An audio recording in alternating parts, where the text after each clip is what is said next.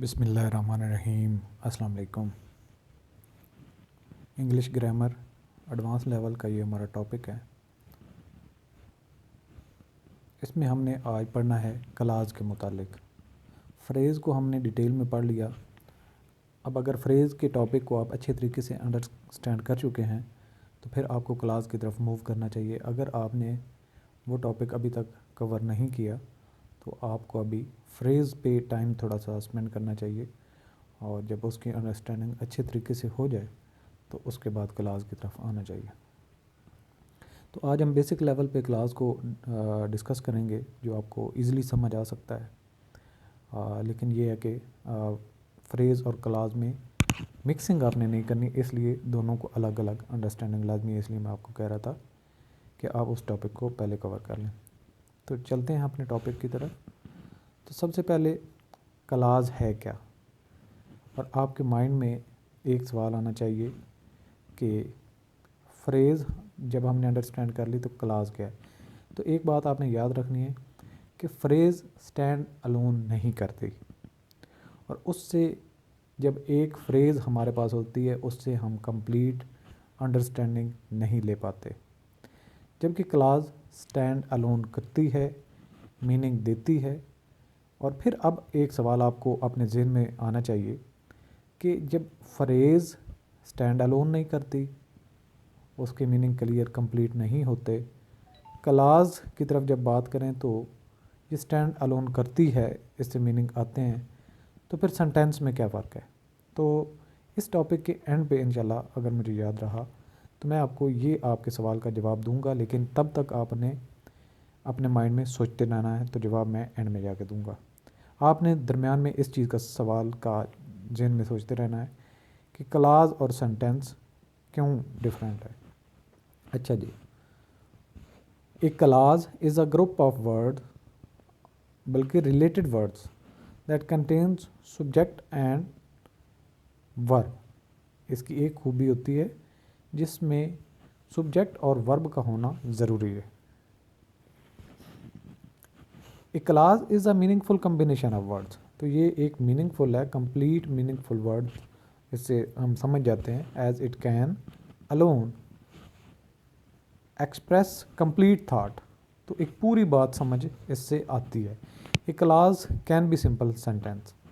तो यहाँ तक ये एक ही बात है, सिंपल सेंटेंस और क्लास तो एक ही बात है।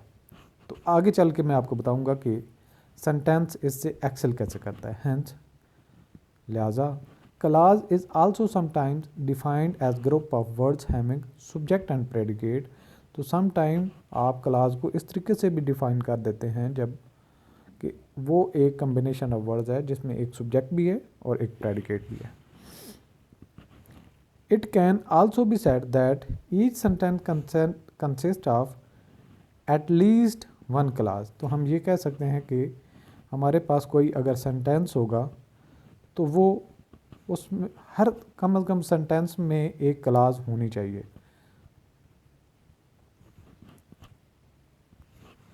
कुछ एग्जांपल देखते हैं। Read the following some example, simple examples of a clause. तो ये हमारे पास क्लास की एग्जांपल्स हैं। ही लाफ्ड, क्यों? इसमें हमारे पास सब्जेक्ट है, वर्ब है। आई एम स्लीपिंग, सब्जेक्ट है, वर्ब है। ही सिंग्स सॉन्ग, इसमें सब्जेक्ट भी है, वर्ब भी है, ऑब्जेक्ट भी है। द डॉग इज़ बार्किंग, ये डॉग है। द डॉग इज़ बार्किंग, तो हमारे पास dog subject, is barking verb है।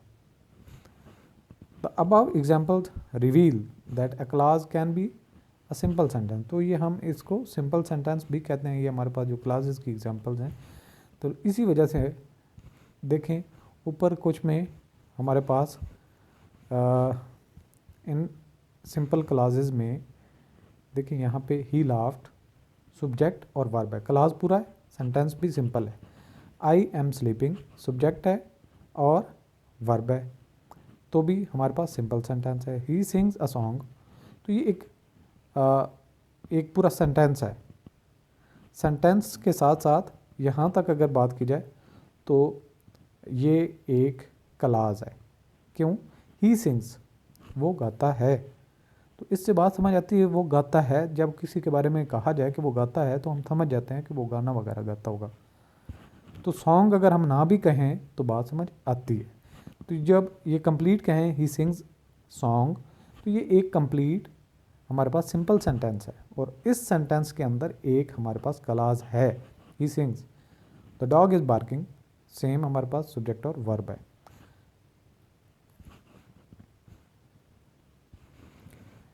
आगे मज़ीद कुछ चीज़ें पढ़ते हैं जिससे आपको क्लॉज के बारे में मज़ीद कुछ एडिशनल चीज़ें मिलती हैं। A clause can be a part of compound complex sentence.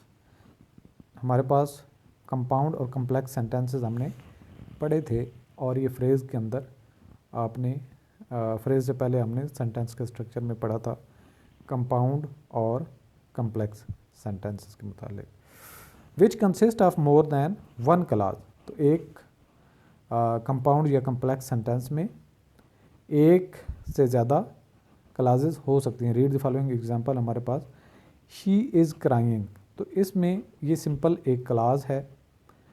The patient died, ये भी एक क्लॉज है। अब हमारे पास जब कंपाउंड और कम्प्लेक्स सेंटेंसेस बनते हैं, कंपाउंड सेंटेंसेस और कम्प्लेक्स सेंटेंसेस, ये हमने जब पढ़ा था तो उसमें फ्रेज़ और क्लॉज पे होता है कि जब आपके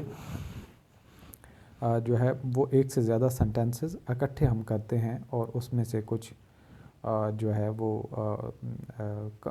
मेन क्लॉज होते हैं और सबॉर्डिनेट क्लॉज होते हैं, तो उसकी बेसिस पे हमने इनकी डिस्ट्रीब्यूशन की थी कंपाउंड और कम्प्लेक्स सेंटेंसेस। तो जब हमारे पास कम्प्लेक्स सेंटेंस होगा, कम्प्लेक्स सेंटेंस के अंदर एक से ज़्यादा सेंटेंसेस होते हैं, तो जब हर सेंटेंस के अंदर एक क्लॉज होती है तो हम ये कह सकते हैं कि कम्प्लेक्स सेंटेंस के अंदर, कंपाउंड सेंटेंस के अंदर दोनों में क्लॉजेस दो या दो से ज़्यादा होती है। क्यों?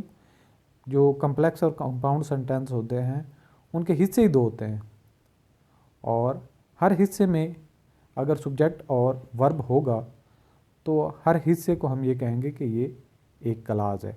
तो जब एक से ज़्यादा क्लॉजेस इकट्ठी हो जाएंगी तो हम कहेंगे कि इसमें दो या दो से ज़्यादा क्लॉजेस हैं, depending on the complexity of sentence. अब ये इसकी एग्जांपल तीसरे नंबर पे देख लें, I waited for him but he did not come.